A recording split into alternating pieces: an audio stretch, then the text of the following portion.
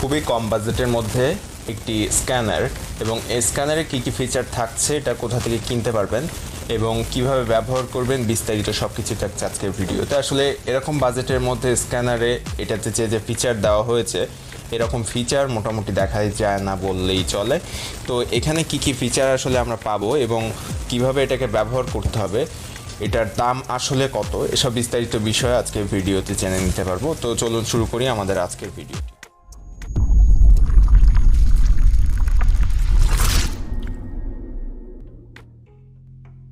মূলত যারা বিভিন্ন ধরনের ফাইল এবং যে ডকুমেন্টস বা কাগজপত্র স্ক্যান করতে চাচ্ছেন কিংবা পুরানো ছবি ফটো স্ক্যান করতে চাচ্ছেন, তাদের জন্য খুব কম বাজেটের মধ্যে স্ক্যানারটি পাওয়া যাচ্ছে এবং এটার মডেল হচ্ছে ক্যানন লাইড 110।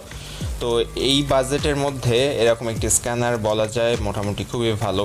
তো এটাতে আসলে কী কী ফিচার থাকছে এবং এটা কত টাকা দাম পড়বে সেসব বিষয়ে কথা বলবো। তার আগে চলুন বক্সটি থেকে বের করে নিয়ে আসি আমাদের যে স্ক্যানারটি সেটা। তো তার জন্য জাস্ট এই সাইডে বক্সের বাইরের দিকটাতে একটা এখানে কিন্তু হাতল দেওয়া হয়েছে, যেটা ব্যবহার করে এটা কিন্তু আপনি ঝুলিয়েও নিতে পারবেন এইভাবে। তো আমরা বক্সের ভিতর থেকে এটার যে মূল মেশিন বা মূল স্ক্যানারটি সেটা আমরা বের করে নিয়ে আসবো। তার জন্য এই সাইড থেকে আমরা খুব সহজেই এটাকে বের করে নিয়ে আসতে পারবো।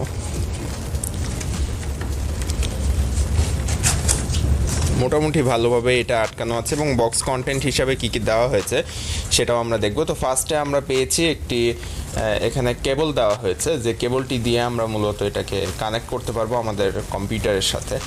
এবং আর কি কি আছে সেটা দেখতে পাবো। এটার ভিতরে আরও একটি সিডি দেওয়া হয়েছে এবং একটি স্ক্যানার দেওয়া হয়েছে। তো আমরা ফার্স্টে স্ক্যানারটি এটার ভিতর থেকে বের করে নিয়ে আসবো এবং তারপর কিন্তু সিডিটা আমরা পেয়ে যাব এখানে। মোটামুটি শক্তভাবে এটার ভিতরে কিন্তু বক্সটি রাখা আছে, বক্সের ভিতরে ভালো শক্তভাবে এটাকে আটকানো আছে এবং এটা কিন্তু বেশি ধাক্কা বা কোনো সমস্যা যাতে না হয় তার জন্য এটাতে প্রোটেকশনও দেওয়া আছে। তো এখানে আমাদের স্ক্যানারটি কিন্তু আমরা বের করে ফেলেছি এবং স্ক্যানারের দুই সাইডে দুইটা প্রোটেক্টর দেওয়া হয়েছে। এছাড়াও বক্সের ভিতরে আরও আছে একটি।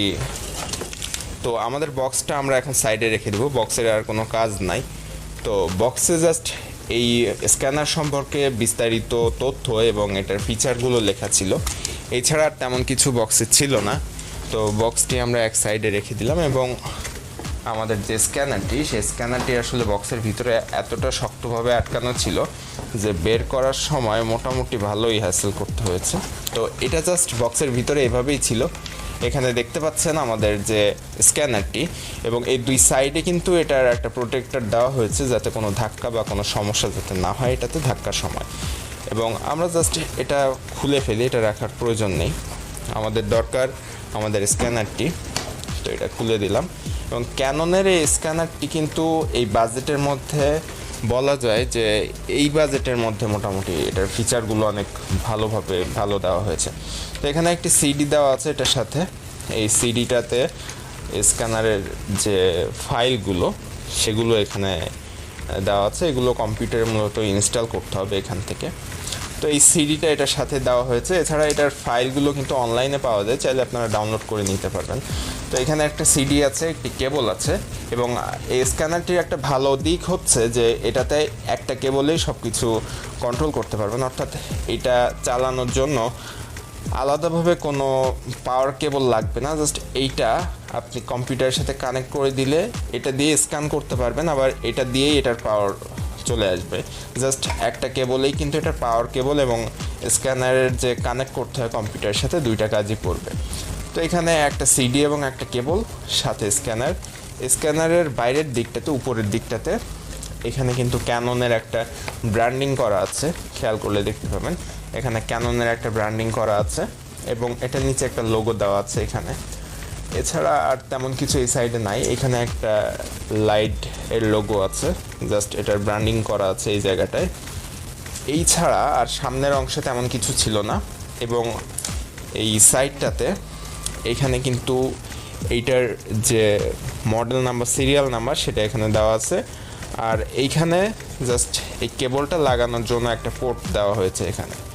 এই হচ্ছে স্ক্যানারের সব দিকের। আর এটার এই সামনের অংশটা, এখানে কিন্তু অনেকগুলো বাটন দেওয়া হয়েছে। আপনি চাইলে এই বাটনগুলো ব্যবহার করে কিন্তু এই স্ক্যানারটিকে কন্ট্রোল করতে পারবেন। আর এটার পিছনের সাইডে আমি যদি দেখাই আপনাদেরকে, জাস্ট পিছনের সাইডটা যদি খেয়াল করেন একটু ভালো করে, তাহলে এই জায়গাটায় দেখতে পাবেন একটা বাটন দেওয়া আছে, এবং এই বাটনটার এই সাইডে কিন্তু একটা লক আইকন আছে। এই লক আইকনটা যদি এইদিকে সুইচটা থাকে তাহলে আপনার স্ক্যানারটি অফ থাকবে বা লক অবস্থাতে থাকবে, এবং এইটা মূলত যখন নতুন এইটা কেনা হয় তখন লক অবস্থাতে থাকে। আপনি ব্যবহার করার সময় এই সাইডে যে আনলক লোগো আছে, জাস্ট এটাকে এইভাবে এই সাইডে এনে দিবেন। আনলক অপশন যেটা, এই সাইডে নিয়ে আসলে কিন্তু এটা চালু হয়ে যাবে, এখন স্ক্যান করতে পারবেন। কিন্তু এটা যদি লক অবস্থাতে থাকতো তাহলে এটা আপনি স্ক্যান করতে পারবেন না।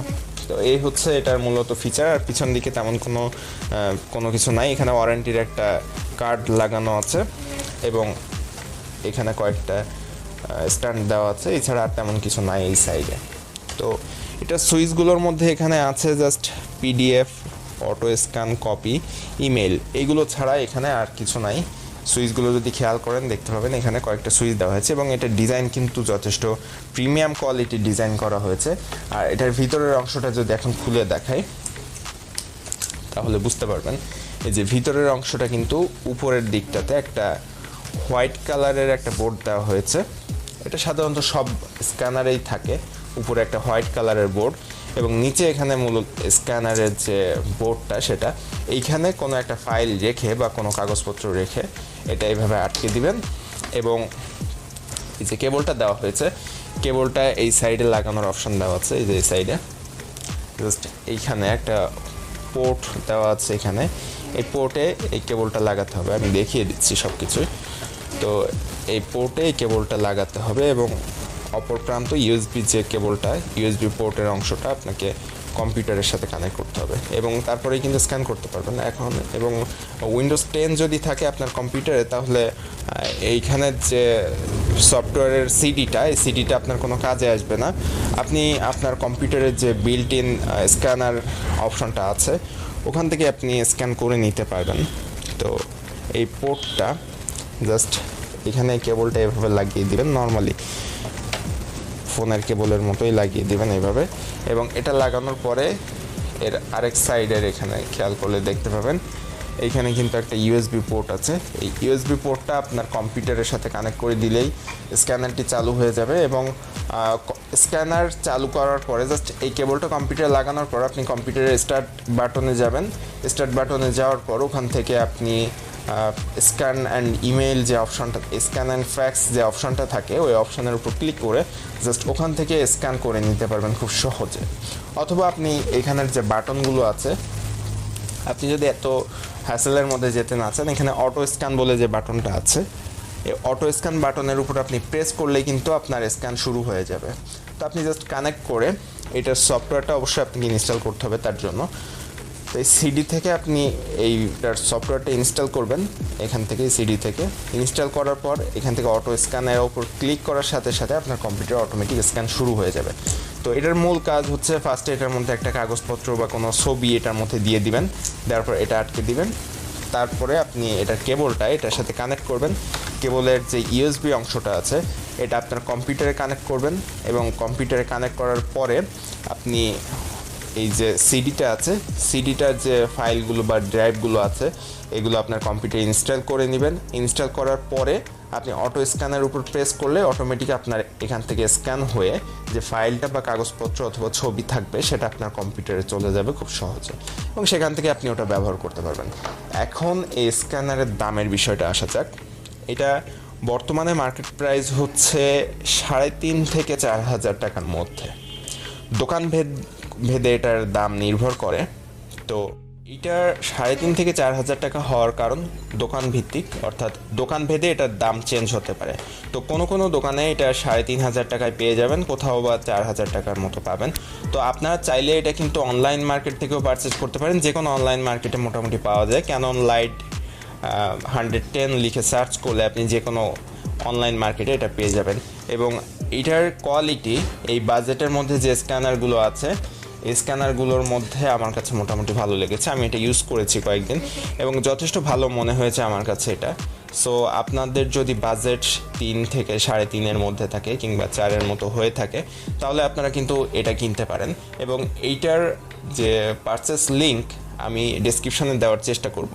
আপনারা চাইলে ডেসক্রিপশন থেকে কিনে নিতে পারেন অথবা আপনারা মার্কেট থেকে অথবা অনলাইন মার্কেট থেকেও কিনতে পারেন এটা।